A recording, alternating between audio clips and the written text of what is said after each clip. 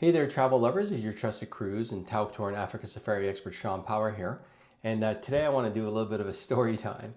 When my clients book a cruise with me, a lot of times they say, look, final payment's not due for a year or a year and a half out, but I like to make prepayments. I want to just get the money out of my bank account and, get it to the cruise line.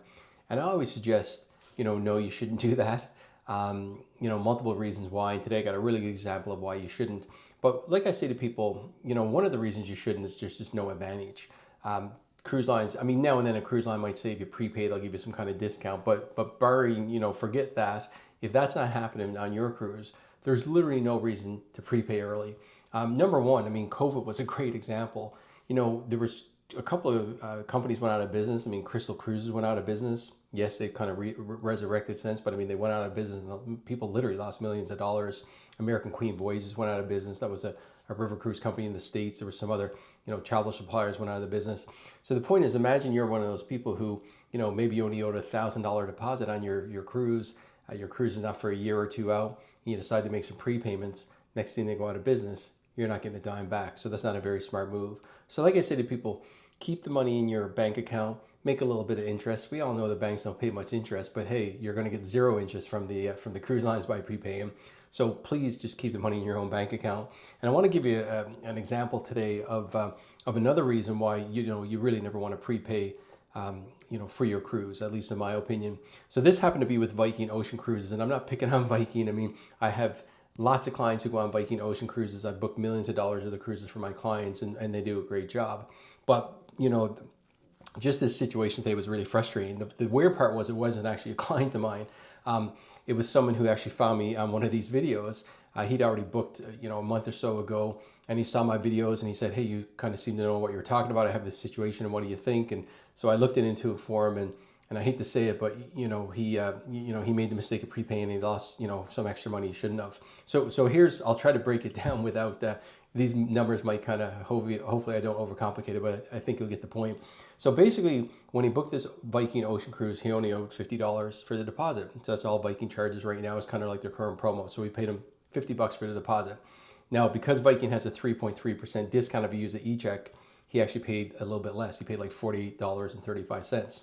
I don't recommend to do the e-check because, again, if a company goes out of business, you're not going to get any of that back. At least if you use a credit card, you'll have a chance. Like during COVID, people got their money back from Amex and Visa and all that if their products weren't delivered that they bought. People who just use cash, they're not seeing anything. So I don't like this whole 3.3% thing, and it's going to 2% soon anyway. So the point is don't do that with Viking is my suggestion. But he happened to do that. So again, he owed him $50, but he only paid $48.35. Then he bought travel insurance, which was $449 a person, so $898, and he paid, I'm looking at these numbers here because I need to keep them straight, $868.37. So he actually paid less than, a little bit less because he used that e-check. So here's the bottom line. He gave him $916.72, 916.72. Now, here's where he went wrong. Before final payment was due, he paid an extra $2,000. Now, he put that on his credit card, so he just paid $2,000 even. There was no 3.3% discount. But here's the point.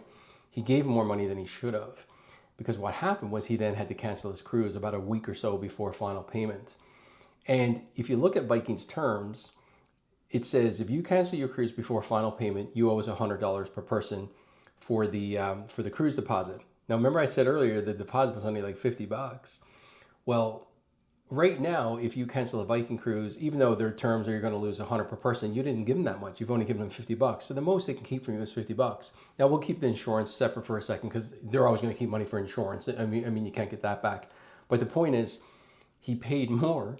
So instead of losing the $50, Viking said, oh, we're actually going to keep $200 because that's what the terms say. So he lost like an extra $150 that he shouldn't have. Again, if he had never paid him anymore, they wouldn't have had his money to keep in the first place. Now, don't forget, he got off an extra $30 or so by doing that 3.3%. They even kept that because their terms say, you owe us $100 per person, which is, $200 for the deposit. And then you owe us, the insurance, which is $898. So altogether, they said, you owe us $1,098.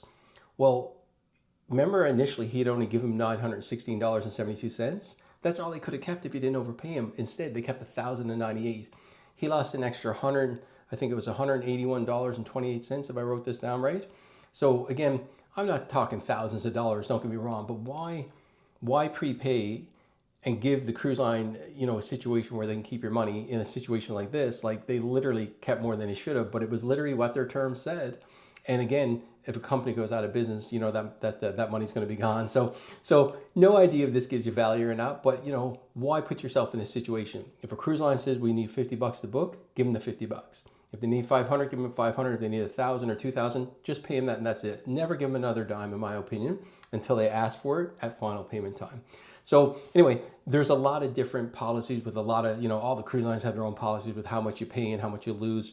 If you're my client, I'm always going to explain it to you. But point being, Bess and I even asked me if you should prepay, because, I'm going to suggest no. But I hope this gives you a real good example of why you really don't want to do that, because again, you're just giving them an opportunity to keep money that is really not theirs in the first place. So hopefully this gave you a little bit of value. Never prepay for your cruises. And any questions about that, let me know. And beyond that, we'll talk to you in the next video, and have a great day. All the best. Bye-bye.